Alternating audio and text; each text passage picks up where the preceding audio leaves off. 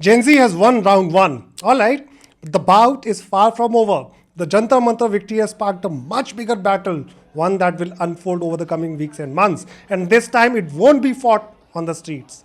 The next battleground is not Jantar Mantar or Shivaji Park, it's your home and your mind.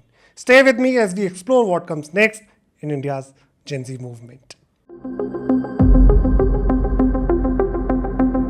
Protest, the RSS Chief Mohan Bhagwat has stressed family dialogue. Dictation nahi discussion, order nahi consensus. Remember what the RSS chief said. It has huge implications for India. I'll come to that in a bit, but first I need you to answer a simple question. How did Mr. Modi become the Prime Minister of India?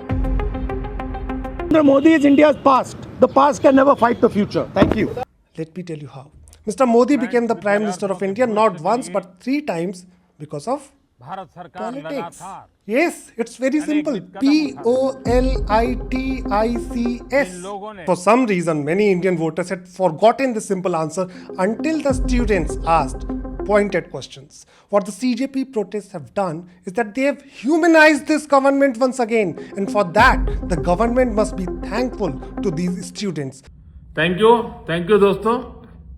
Mr. Modi became Prime Minister because Indian voters gave his party the political mandate. But somewhere between elections and governance, a narrative was built that protests are not good for development. It started with an anti-protest sentiment or narrative, and it boiled to a point that government supporters started accusing the political opponents of doing, yes, you guessed it right, politics. My question is, what else do you expect politicians to do, if not politics? And can you believe that Delhi University and some other elite institutes issued advisories to students that participating in protests is not good for their career? So I'm asking you, when and how did politics become such a touchy subject in a democratic country?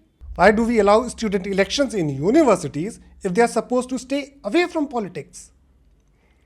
And why should educated people stay away from electoral politics? It's time for India's middle class to decide how they view politics. A force for positive change or something to be frowned upon. CJP founder Abhijeet Dipke's father has said his son will never go into politics as per a newspaper report, but Dipke has already left a massive footprint on India's politics and the minds of young students. In fact, what is securing a top minister's resignation if not a political act?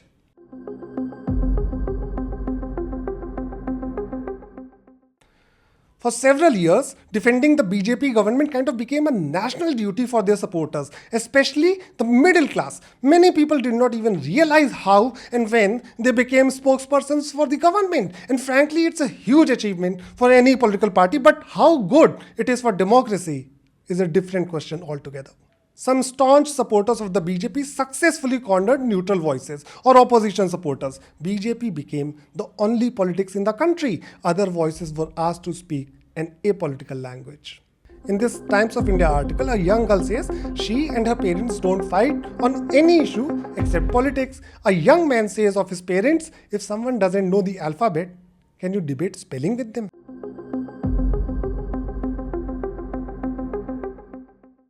The BJP and RSS have understood that the game has changed. Politicians have a choice to be goated or cooked. The old political language of deference has been decimated. Gen Z protesters rattled the political class not just with smart slogans and reels, but also slangs that anyone barely understood. You can say it's gibberish, or you can make an effort to understand Insta politics, but we can all agree it's a generational divide that must be bridged at the earliest.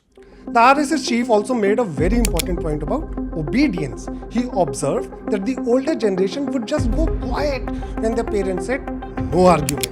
The new generation is asking questions. So boomers, Gen Z and everyone in between, are you ready for conversations that will shape India's future? If yes, how will you start it? Let me know below.